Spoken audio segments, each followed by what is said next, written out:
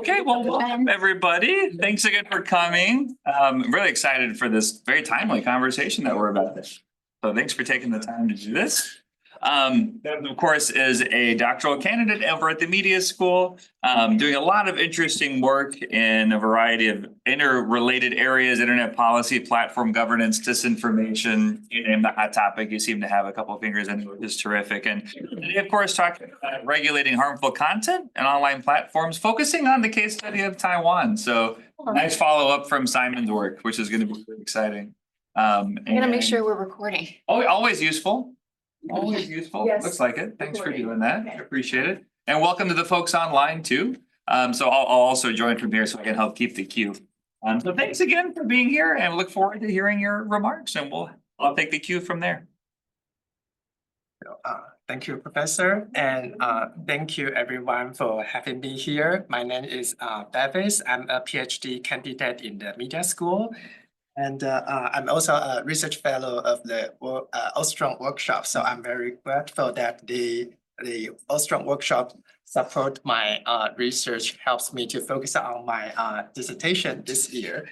And today I would like to share part of my ongoing dissertation project. The title of my presentation is Regulating Harmful Content Regulating Harmful Content on Online Platforms, the Taiwan Experience. So this project examining how the Taiwanese government use laws to regulate harmful content, and I would be very grateful to receive your feedbacks.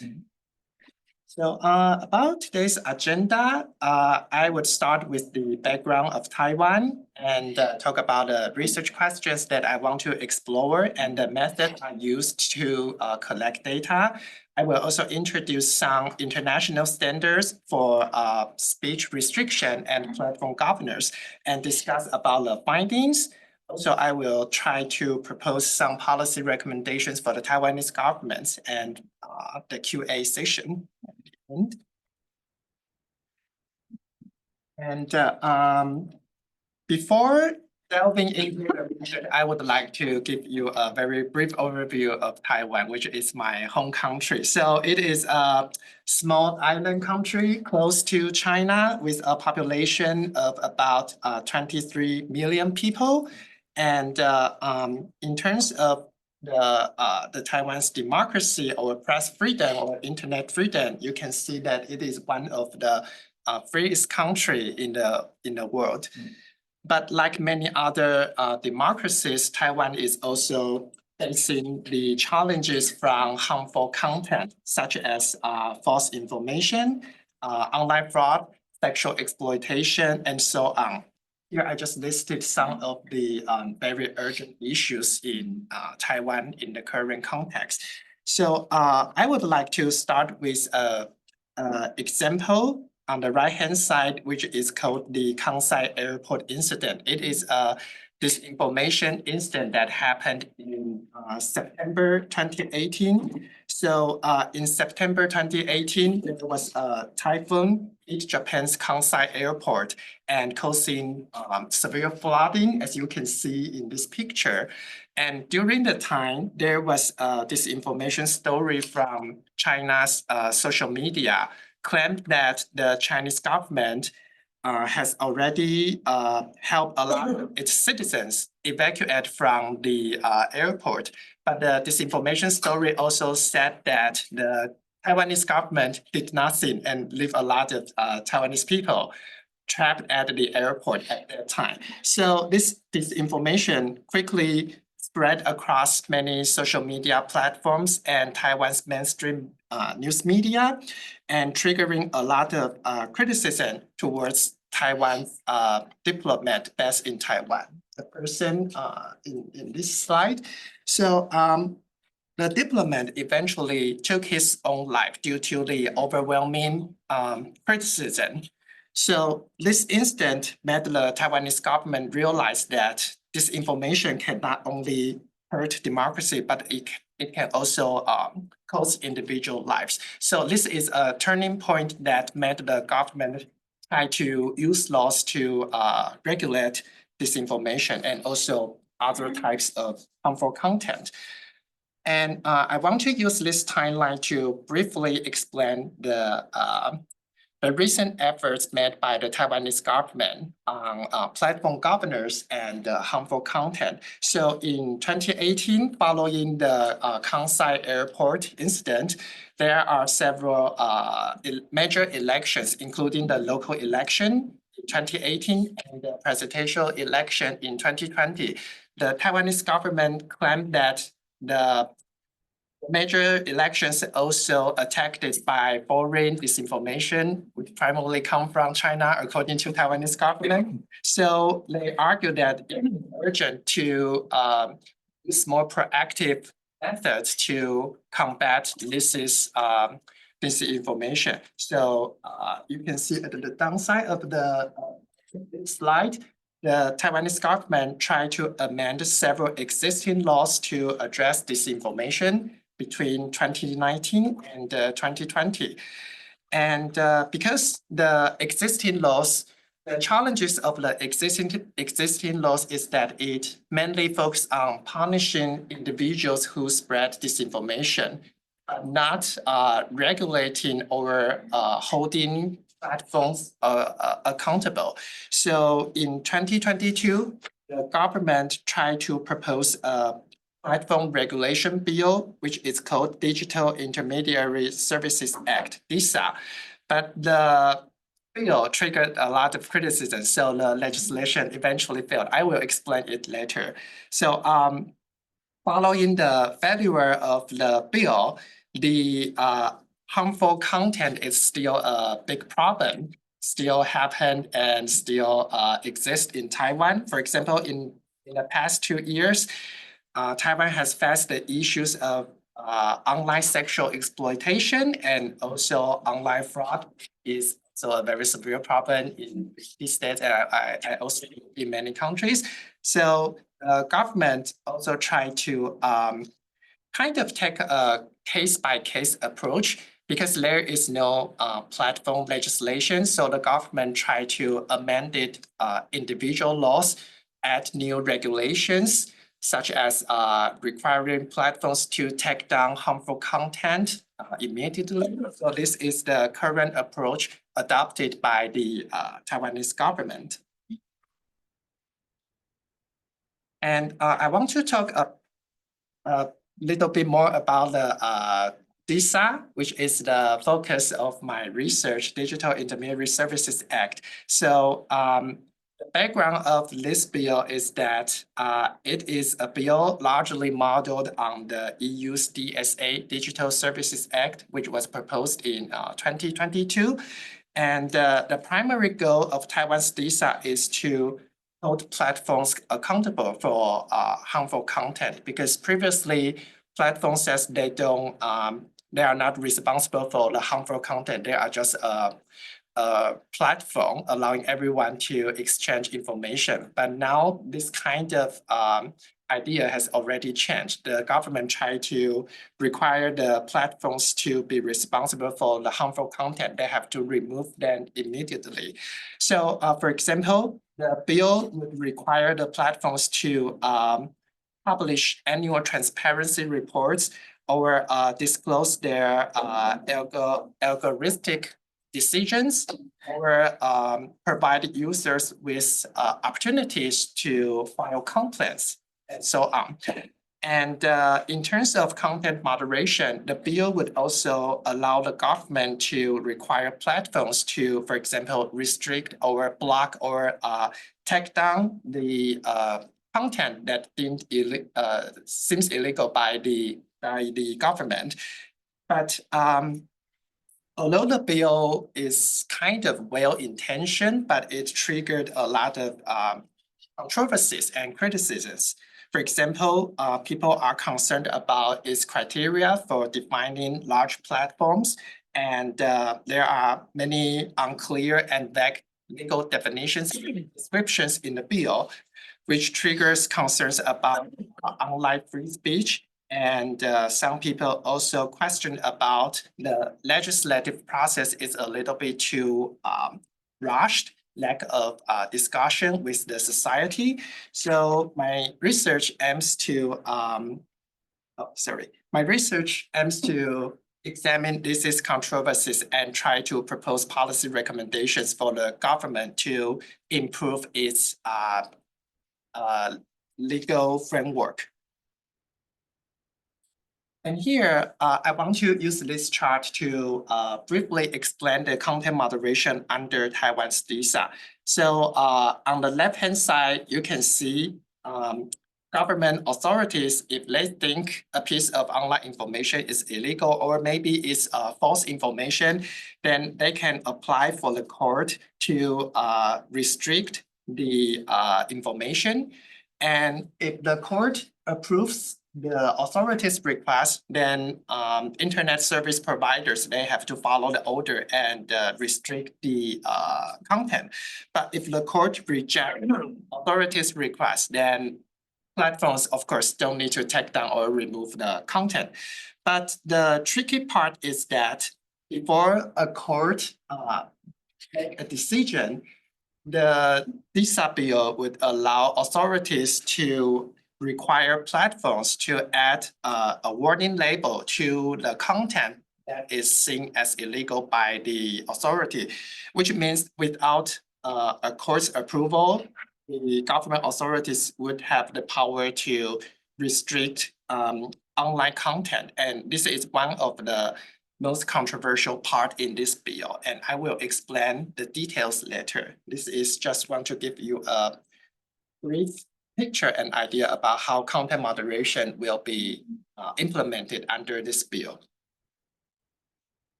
Okay, so my research questions, I want to examine the key controversies of this bill, and I also want to know how to fix them. How can content moderation be balanced with freedom of speech? And how do other countries regulate platforms to tackle harmful content? And as we know, probably European countries are the most active in this field. And I also want to know that when referencing foreign laws, what kind of things that the Taiwanese government should consider, because each country's context and history is very different. So what kind of things should pay attention when introducing foreign laws to Taiwan? In this study, I used several methods to collect and analyze data. In terms of participant observation, I attended a closed-door meeting on internet governors last year. The meeting was held by Taiwan's National Communication Commission. It is a government body very similar to FCC in the US, a government that regulating telecommunication and internet industries. And I also interviewed 19 stakeholders last year, including government officials and scholars and civic groups, including human rights organization, child protection organization, fact-checking organization, and including Internet Industry Association and 2 platform companies. I also use comparative legal analysis to examine how other countries address this issue. So I included 5 case laws in my study. The first one is EU's DSA, Digital Services Act, and France law number 2018-1202, because the law was passed on December 2nd, 2018. And Germany's NetzDG, the UK's OSA Online Safety Act, and Singapore's POFMA. So the full name of POFMA is one second. The POFMA's full name is Protection from Online Falsehoods and Manipulation Act. And I chose these laws mainly because they share similarities with Taiwan's, including the target content, such as disinformation or other types of illegal content, and also their regulations on platform governors. So this is the case laws that included in my research. And speaking of speech restriction and platform governance, it is important to follow international human rights standards because freedom of speech is considered as a type of human rights. So if government or platforms want to restrict it, then it must ensure that not to make too much negative impact on human rights. And ICCPR, International Covenant on Civil and Political Rights, is probably the most important guidelines that mostly cited by a lot of literature in this field. So according to ICCPR, it says that any speech restrictions must adhere to the three important principles: legality, legitimacy, and necessity. So specifically, in terms of legality, any speech restrictions must be provided by law, and the legal process should be transparent and open to the public, and the laws should be written with sufficient precision, which means it should allow ordinary people to easily distinguish what is lawful speech, what is unlawful speech. And in terms of legitimacy, it says that speech restrictions should be used to protect legitimate purposes, such as individuals' reputations or public interests.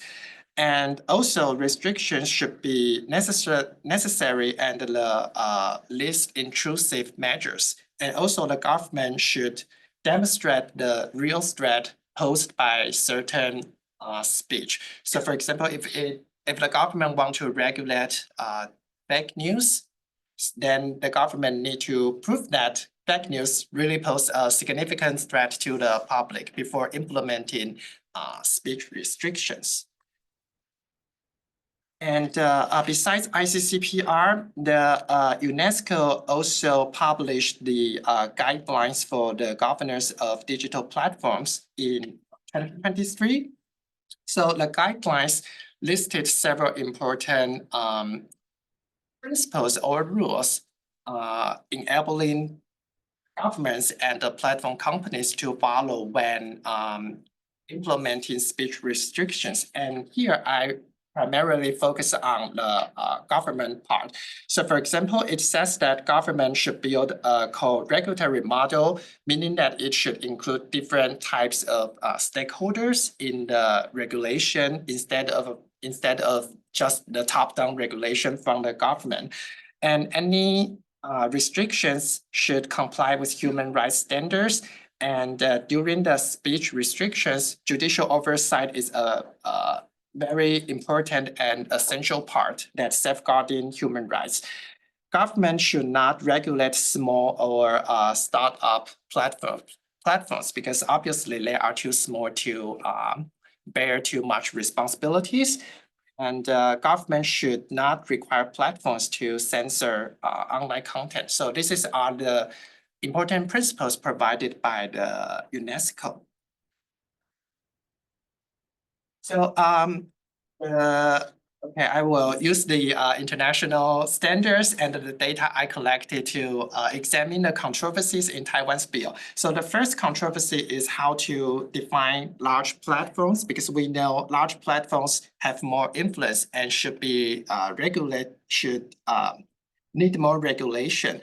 So in this table, you can see basically Taiwan's standard for defining large platform typically follow the EU standard, which is using the 10% of the region's total population as a standard to define whether a platform is large or not.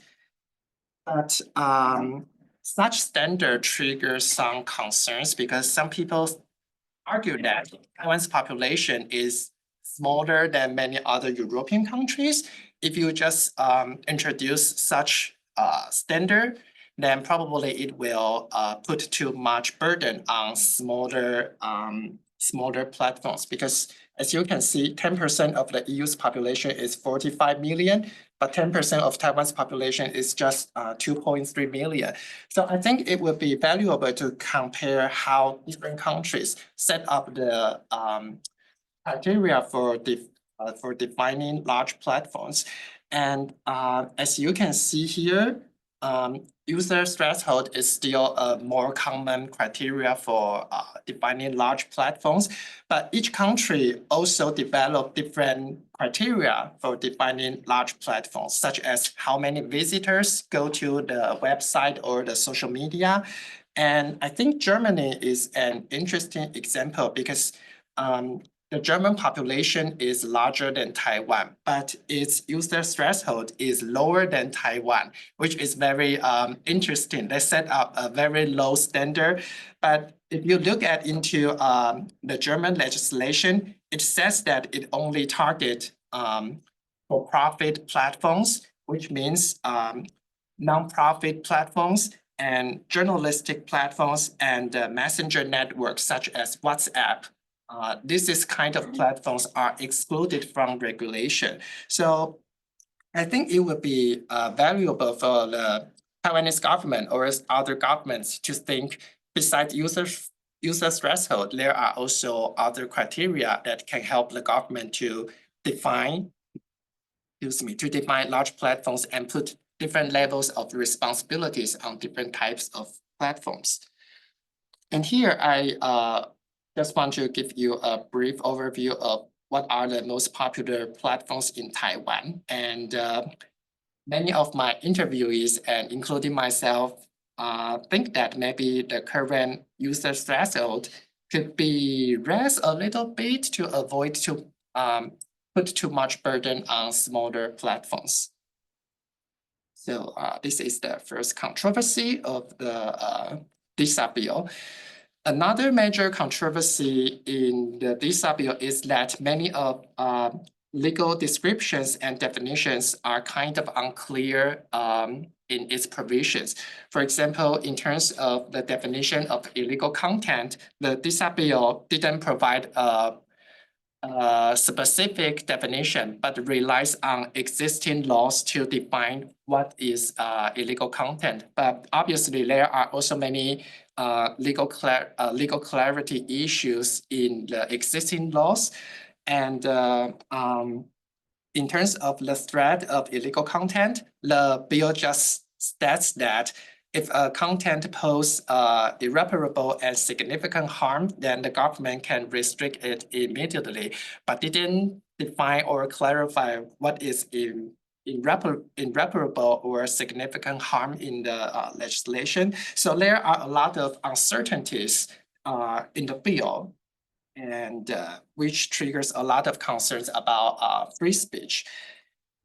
And I want to make a comparison between Taiwan's legislation and the French law, because I think French law, although French law also trigger controversies in France, but I think from a perspective of comparison, it provides more specific standards and examples in terms of regulating harmful content. So for example, in the French law number 2018-1202, it focused on disinformation, but only focus on election-related disinformation.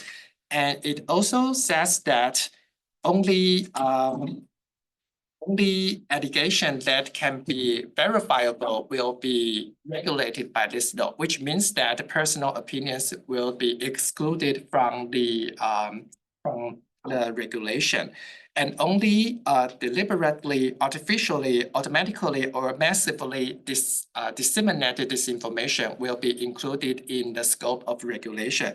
So you can see that the French legislation provides several more specific standards to define what constitutes as disinformation and what kind of regulatory approach will be implemented. For example, the law can only be implemented before 3 months before the voting date. So it's a relatively shorter period for law enforcement.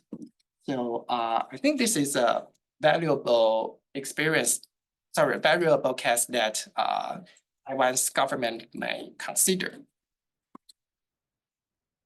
Also, one of the most controversial issue in Taiwan's DISA bill is its approach to false information.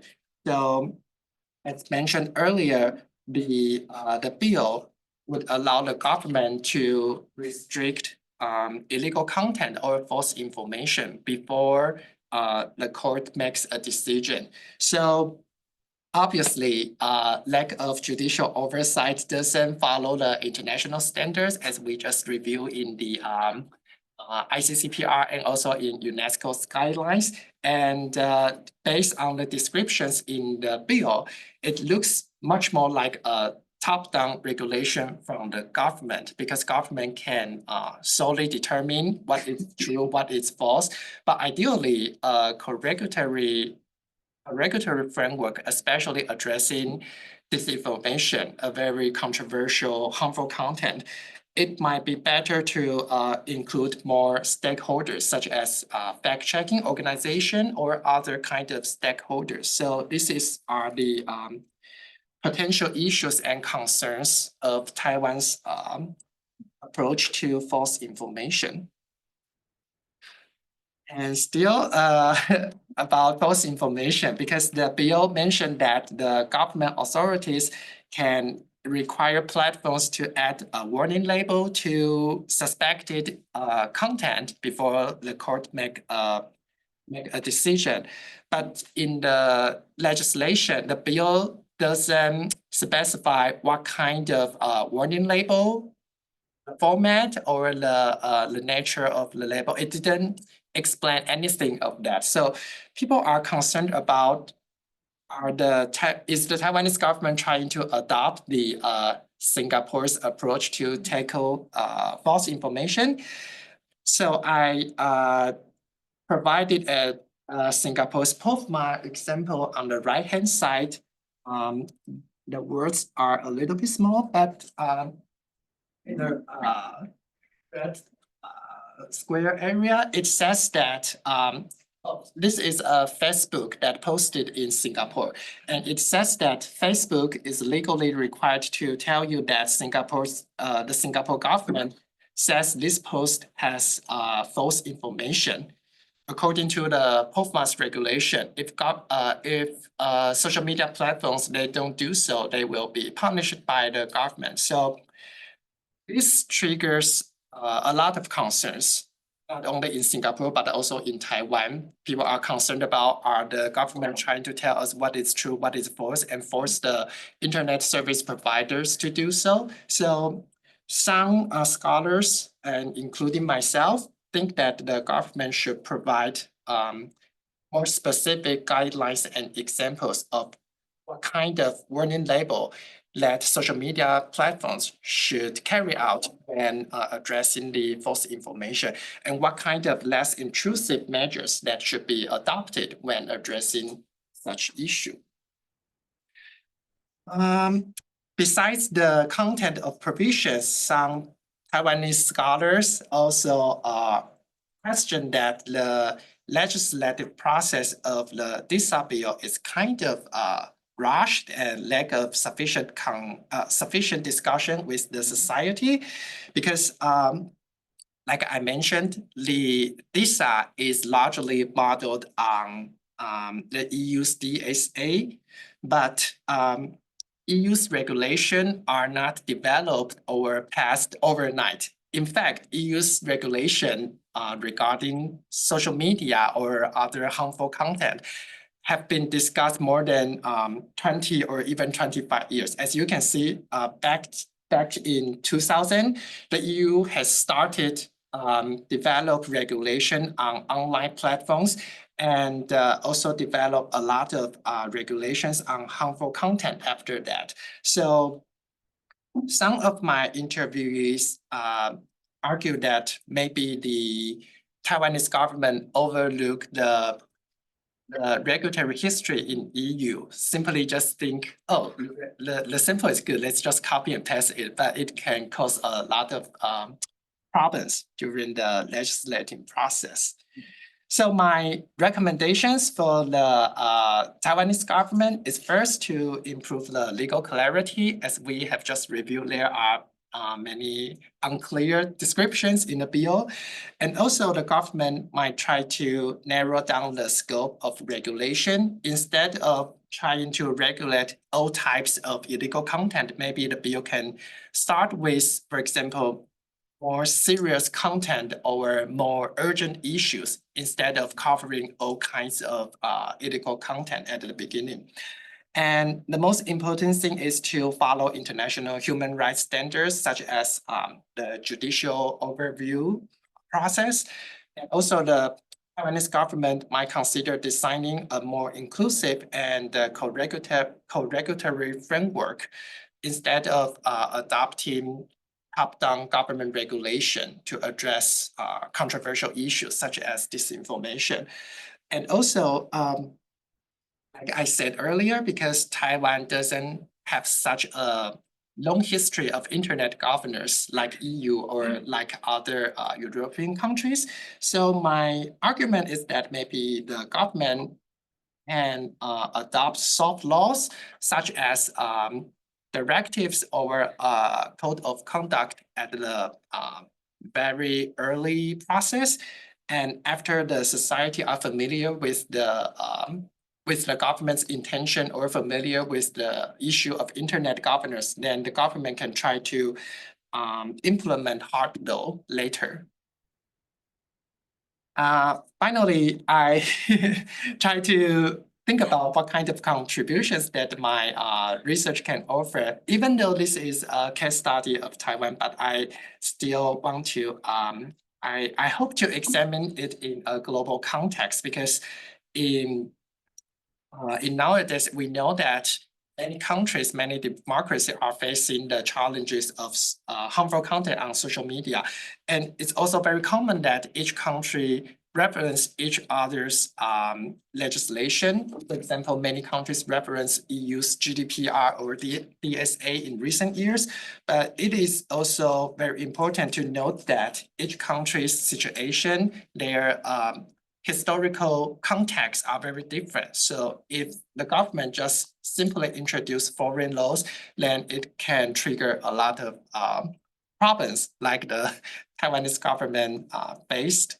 So this is the contribution I hope to make by doing my dissertation.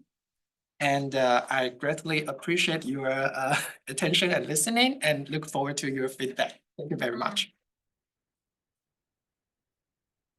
Loved it. Thank you so much, Bevis. That was terrific. So yeah, we'll open up the queue. And per usual, if a student would like to start first, excellent. Otherwise, of course, we can fill in, and I'll keep an eye online too. I know Bernie had a comment already. Well, oh yeah, no, please, yeah, kick us off here. That'd be great. Thank you. It was an excellent presentation. You said the DISA bill failed in 2022, and you also talked about the controversies. And one of the controversies is the criteria for defining large platforms. So my question is, since most of the algorithms, are very secretive, even in the United States, even in Europe, partly the EU AI bill tends to seeks to address that.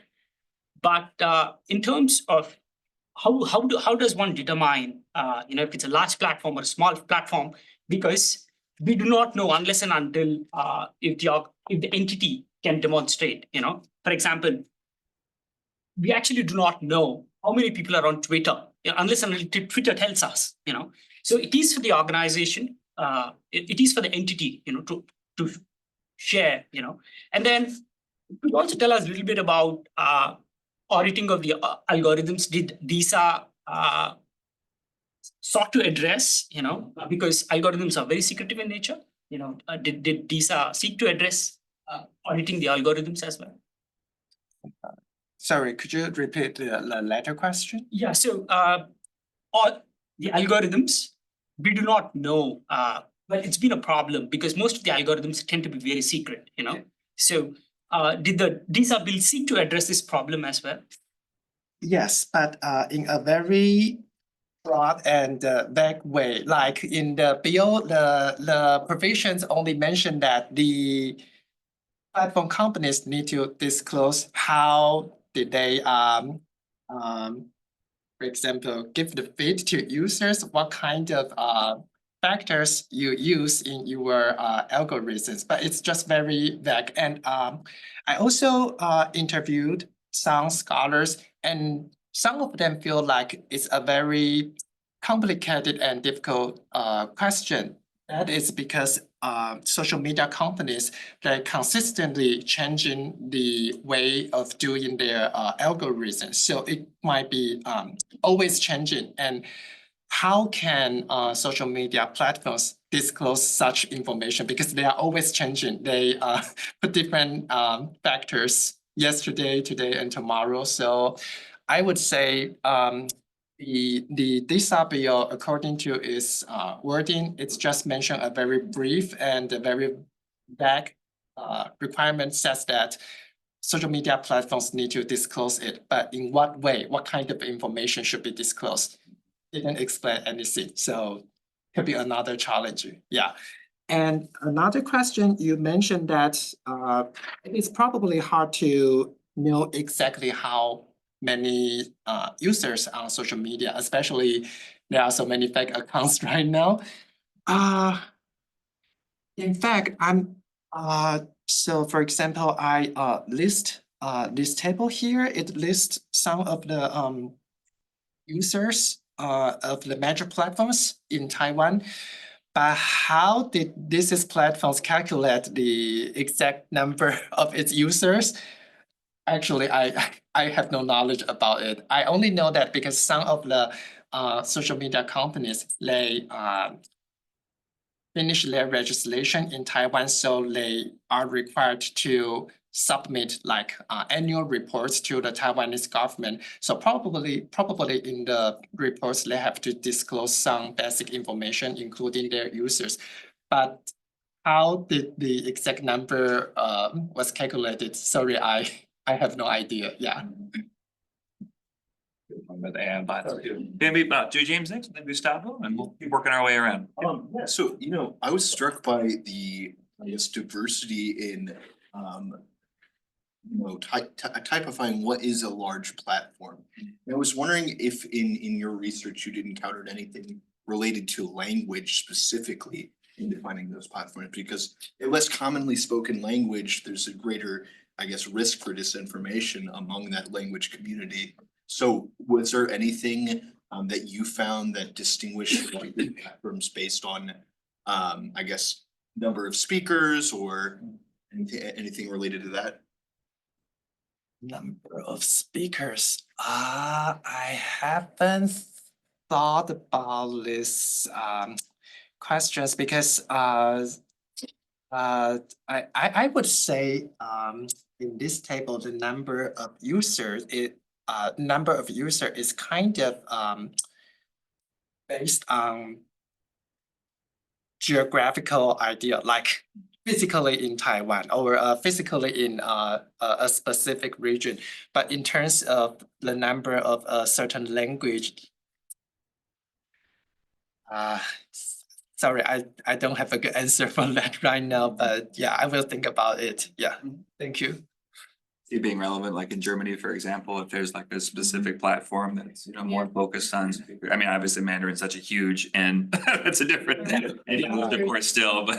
I mean, But yeah. This is country's legislation, they kind of mentioned that, okay, the number of users I mentioned in this law are physically based in this country. So 2 million users are physically in Germany. And for example, in France, it says that how do they define large platforms is based on how many users visit the platforms. So how do they define the visitors is based on the IP address. If the IP address are based in France, then they count it as the, in this criteria. Yeah, but thank you for your question. I will think about that. Yeah, which could be spoofed. Yeah. Okay, very, very interesting stuff. So I was thinking a little bit about the political economy of the problem. Let's say that we list government web pages. Many of those are highly used. They may face the criteria of number of users. Is there any option for a regular common citizen to go to the court and says there is a lie in a government page? and then the same type of mark should appear. Because governments usually, they're very good regulating others, but they're always bad regulating themselves. And then in the history of liars, I think governments probably go pretty top in that list. Okay, so again, thinking about the political economy of this, I would love to see some instances in which, it's not only private entities being restricted, but also the same type of tools used for wherever it's applied to government agencies. Is there any case like that? And if not, that I think is good information by itself to think about the political economy of these restrictions. Okay, because if you are not willing to restrict yourself, maybe it means that what you want is to restrict others, and then you don't have such a good idea of the policy overall, no? So essentially it's that you potentially want to use it to stop harm, but also to restrict others. No? Restrict others, yeah, I, thank you. I haven't thought about this aspect, yeah. Yeah, I need to do more research on on this topic, yeah. It's very common. I mean, even Europe, right? GDPR, et cetera, it doesn't apply to governments, right? It's always applying to the private sector. So I think Gustavo's point's very, very valid, and not just for Taiwan, but a more global. It's general. No? Yeah. Tony, yeah, please, yeah. Yeah, going back to the user question, I was wondering what extent the folks who are trying to figure out how many users each platform have, do they take into account how many bot agents might be among the users? Because oftentimes the number of users is really multiplied by basically, basically robots. And also, they can also facilitate a much more widespread distribution of disinformation in a typical individual. I'm just wondering if the laws even address that issue at all. I would say it looks like the bill didn't address issue, because I feel that the criteria of user threshold largely depends on how the social media platforms provide their the number of user information to the governments. Then the government discuss how to set up the user threshold standards. But like we just discussed, how to address the robust issue, how to calculate the exact number of users physically in a specific region. I think I don't see any description in the bill, and probably a challenge need to overcome when set up such kind of criteria. Yeah. And Bernie mentioned in the chat too, that he said interesting, and feel free to elaborate on this, Bernie, but he said interesting sample design, limited number of interviewees in Taiwan, primarily European countries for comparison, and he suspects there's not many other choices in either situation. To your point, I think Taiwan's an interesting case study because it's at this geopolitical crossroads in a region really known for cyber sovereignty, even in South Korea, right? And yet Taiwan has this long tradition of internet freedom, right? So to have to balance that in this context of content moderation, I think that is a bigger story you can tell. But maybe you could reflect just for a second on Bernie's kind of comparison point. Did you look at other options? I noticed the US wasn't one of them, right? That's these days in particular, it makes a lot of sense. So we just want to clarify. So Yeah. Bernie's question is more like I think how you designed it. Yeah, so exactly, yeah. I mean, obviously Taiwan's your case study. I think he understands that in terms of why your interviews were there, but why you picked predominantly European countries for the comparisons. Yeah, so the case studies, where is it? Okay, so as you can see, most of the case loads in my research are European countries. I think one of the reasons is probably, from my perspective, might be biased perspective. European countries are more actively in regulating platform companies. I think it's a very different approach from US because from my perspective, US is more like adopt the What do we like? Yeah. Yeah, so. So if- I haven't looked into news. so Just all the time. It's okay. when I was writing my dissertation proposal and discussed with my advisor, he also asked me why you didn't include US in your comparative studies. My argument, well, it might be well, you can challenge me, but my argument is that because some scholars point out that US is a very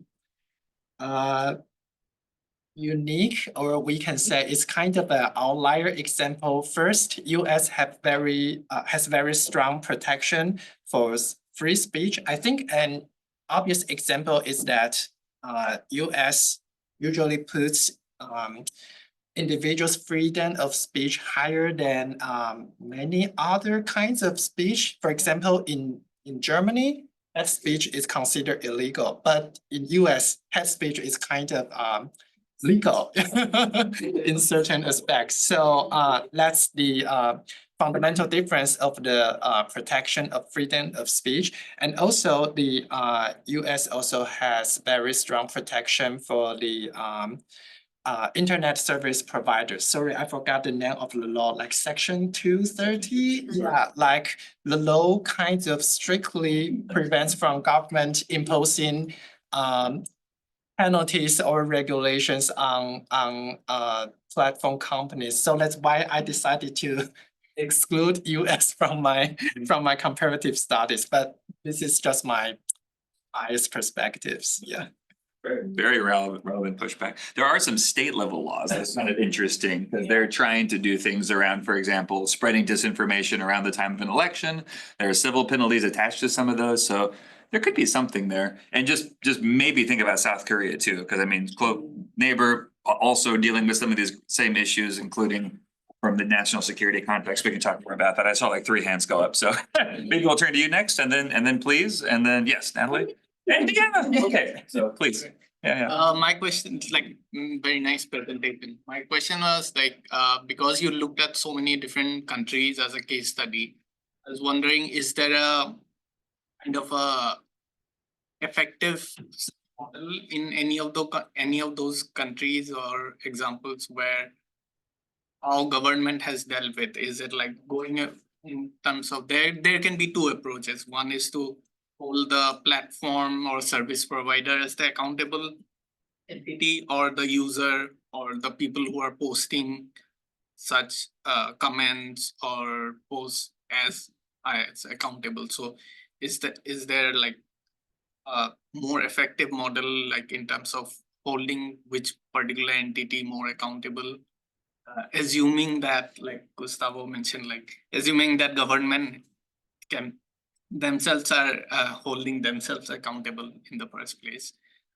And also, what are the implications of like service providers or platforms deciding on their own that, like, for example, Meta recently decided that they won't have any fact checking. So what is the implication at a global scale? Is it only limited to US, or are they going to apply it everywhere else, and then each country has to take their own decision? So to your first question, I think if my understanding is correct, it's more like putting obligations on platforms or either on individuals, right? In terms of regulating harmful content. So the case laws I selected here, they are generally more like regulating platforms. So much more like put obligations on these companies. And the way I look into these laws, because previously there are many existing laws, they focus on how to regulate individuals. And it is also useful because if you punish individuals, then they are scared to spread those illegal content. But the limitations is that you punish those people, but those illegal content, they are keep spreading on platforms. And an overseas platform, it didn't register in your own country, it is almost impossible or very difficult for your government to request the company to take down or remove that content, say sexual exploitation. It could cause a lot of harms to individuals. So that's why I think I look into more in the laws put obligations on platforms, because many governments and many scholars realize that restricting or regulating individuals still cannot solve this problem. We need to regulate those platforms, and we need to, like, for example, extend to explain how did they handle user complaints, how did they take down the illegal content, use what kind of criteria. So I think in my case, maybe UK and the EU, they are, from my perspective, better model, because they, for example, their legal description are much more clear. They specify what kind of illegal content are seriously illegal, such as child pornography or content that might assist in suicide, something like that. But if you just look at, for example, Taiwan's legislation, it's just briefly say, oh, any illegal content doesn't explain anything. So from my perspective, maybe EU and UK's model could be better models. Yeah. Hope that answered to your question. Perfect. Lisa, and then we'll turn to Natalie and Deanna.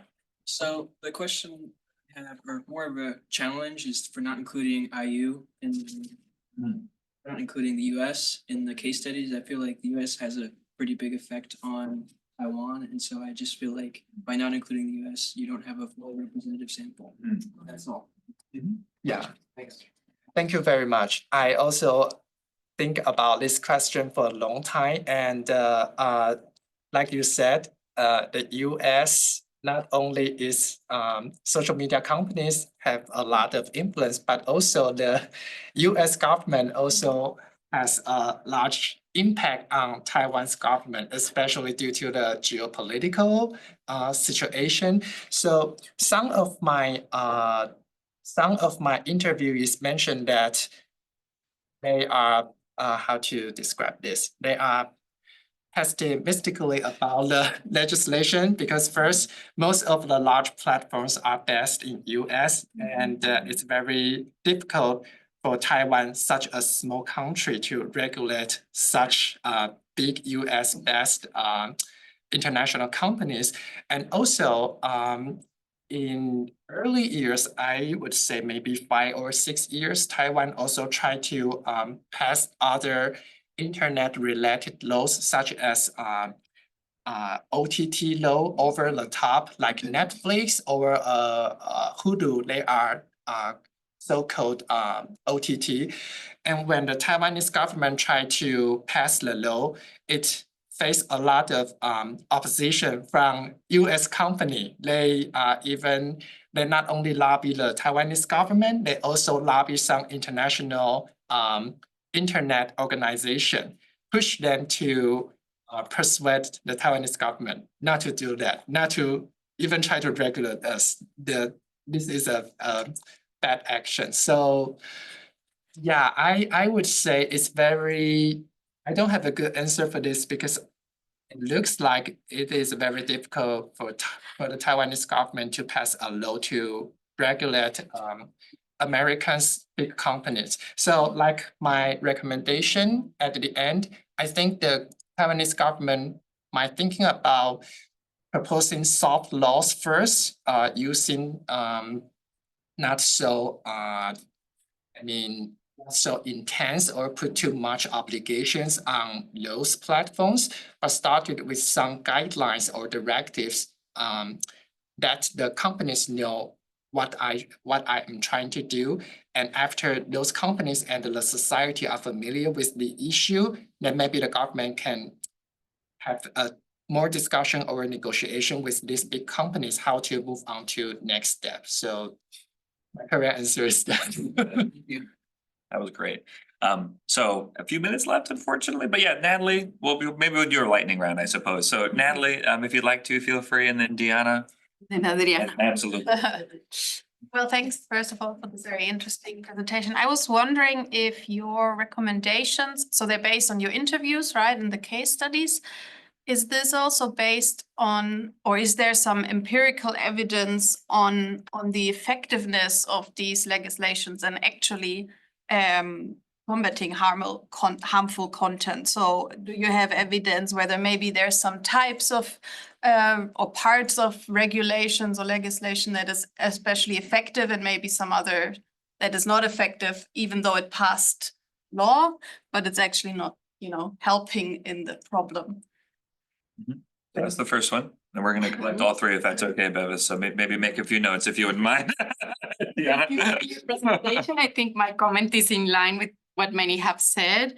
And I think that, yes, by restricting it to the national state and to the specific comparisons, I think that you're missing out a very important opportunity to engage with a more international perspective that is super important. And I think that your work is very much in dialogue with critical legal studies, and particularly legal geographies have been questioning these issues of jurisdiction and how geopolitics plays an important role in defining this. And I wanted to offer very quickly the example of Latin America, where we have countries with super advanced legislations, for example, defining cybercrime and protecting, for example, anonymous complaints and things like that. And it is because of how it happened specifically in countries like Chile, Colombia, and Mexico. And it was because social movements started to demand digital rights. And digital rights became specific forms of legislation. So it's kind of like the state needed to catch up to what movements were saying. And the start of all of this was not a suicide, but it was all of the gender-based violence that happens online. So hate mail, blackmail, and death threats against women. And that's how the feminist movement took it up, and that's how it became legislation in other countries. So I think that keeping, an open eye on those international dynamics is super important for all of the reasons that everybody mentioned already, but it's an important part. And last but not least. Yes. These lines, it's because Professor Gustavo said about the government, right? And I think in Brazil, I don't know exactly if you have a legislation, and I don't think so, but looking out the triggers of social movements of people with the legal process. So in Brazil, for instance, the X was banned for a while because of legal process. And Meta actually now has this, that there's no fake check, right? Fake news check. But in Brazil, it's not applied now. So to look, because before it's like to be formalizing the laws, there are a lot in legislations, there are a lot of disputes, right? And sometimes Brazil at least loves this, but these justice and legal process disputes. And sometimes it's a tool to regulate even like the government, because in the Bolsonaro government in Brazil, it was used a lot because fake news used by the government. So it was a legal process, and then they could have some target of fake news. So to kind of zoom out and to look not just the legislation, but all the disputes that are around these issues. So feel free to reflect on all 30 seconds. Continue the conversation, but feel free to reflect and summarize as you'd like, and we'll thank you for.